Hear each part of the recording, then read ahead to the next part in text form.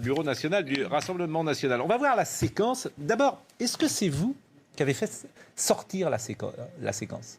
Oui, c'est le groupe Rassemblement national au Conseil régional qui a fait sortir la séquence, comme il relaie et qu'il médiatise pratiquement toutes ses interventions. C'est important de le dire parce que forcément, il y a une mise en scène et la politique, c'est aussi certes de la mise en scène, c'est de la publicité, bien évidemment, mais il y a une volonté de mettre en exergue cela qui a existé. Ça, c'est la première chose. Et la deuxième chose, c'était prémédité ? Non, ce n'était pas prémédité parce que j'ignorais totalement qu'une classe allait visiter donc l'Assemblée régionale et j'ignorais encore moins qu'une accompagnatrice voilée accompagnait cette classe. Et quand vous avez pris la parole, vous l'avez pris tout seul ou vous avez parlé avec les membres du groupe? Vous avez dit je vais faire ça, je vais parler, je vais demander à ce que cette femme sorte. Je l'ai fait au nom du groupe évidemment. Je me suis mais vos amis étaient au courant? Et j'étais au courant, je me suis évidemment concerté rapidement avec mes collègues, ça dure quelques secondes. Et puis ensuite j'ai décidé d'interpeller non pas la personne, l'accompagnatrice voilée, mais la présidente de région. Bon, il y a deux choses on va voir la séquence, mais qui choquent. Bon, d'abord, il y a le fond et la forme.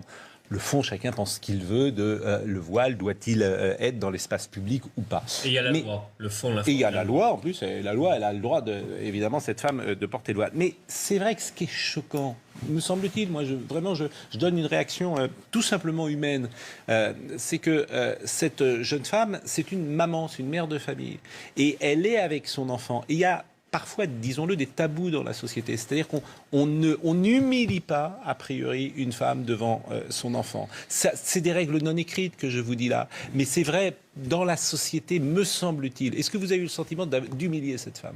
Pas du tout. Là, vous êtes de mauvaise foi. Je vais vous expliquer. Si vous regardez la séquence dans son intégralité... Vous savez bien que vous l'humiliez. Non, je ne l'humilie pas du tout. Elle est humiliée. Je vous explique. Si vous regardez la séquence dans son intégralité, du début à la fin, vous constaterez que cette accompagnatrice est tout sourire. Tout sourire de la première seconde à la dernière. Donc je ne pense pas qu'elle était traumatisée, on regarde la séquence. Humiliée, bouleversée. On regarde la séquence, mais c'est humiliant. La plus belle réponse qu'elle avait à faire, c'est humiliant quand même parce que c'est humiliant quand même parce qu'elle est prise à partie devant tout le monde. Et je parle pas du fond là, mais je vous propose de voir avec son voile. Mais, alors, ce que vous dites est juste. Elle choisit de venir avec son voile. Dans un contexte bien particulier, elle fait le choix de venir avec un voile islamique dans une enceinte démocratique qu'est le Conseil régional. Je vous propose, on voit la séquence. Est-ce qu'on va craquer en ce moment-là? C'est une très belle réponse. On voit la séquence. Madame la Présidente, je vais vous demander, s'il vous plaît, au nom de nos principes laïques, de bien pouvoir demander à l'accompagnatrice qui vient de rentrer dans cette salle de bien vouloir retirer son voile islamique, s'il vous plaît. Nous sommes dans un bâtiment public, nous sommes dans une enceinte démocratique. Madame a tout le loisir de garder son voile chez elle, dans la rue, mais pas ici, pas aujourd'hui. Pas au nom de nos principes républicains, au nom de toutes les femmes qui luttent dans le monde, justement s'extirper de la dictature islamique, je vous demande de bien vouloir demander à cette personne de retirer son voile. C'est la République et c'est la laïcité. Vous n'avez aucun regret? Ça serait à refaire, vous le feriez de la même manière?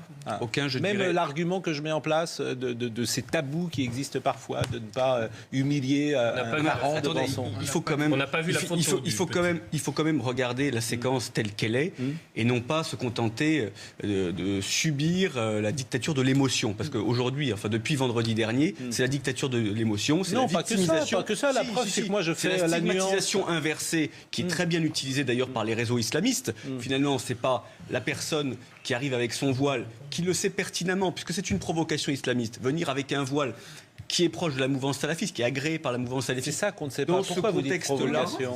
Mais excusez-moi, mais dans ce contexte-là... Pourquoi provocation? Après, je vous dis, on peut vraiment avoir un débat sur le voile, sur le fond. Sûr, et effectivement, et regretter que le voile soit dans l'espace public. Moi, j'ai aucun souci avec ça. Mais l'interprétation que vous en faites, provocation, cette femme, moi, je la connais pas. C'est une militante politique. Qu'est-ce qui vous fait dire qu'elle provoque en venant dans l'espace? Elle a sans doute son voile matin, midi et soir, toute la journée. Le symbole religieux et politique qu'elle porte n'est pas anodin. Mais nous sommes d'accord, mais vous dites provocation. Ce n'est pas un simple voile.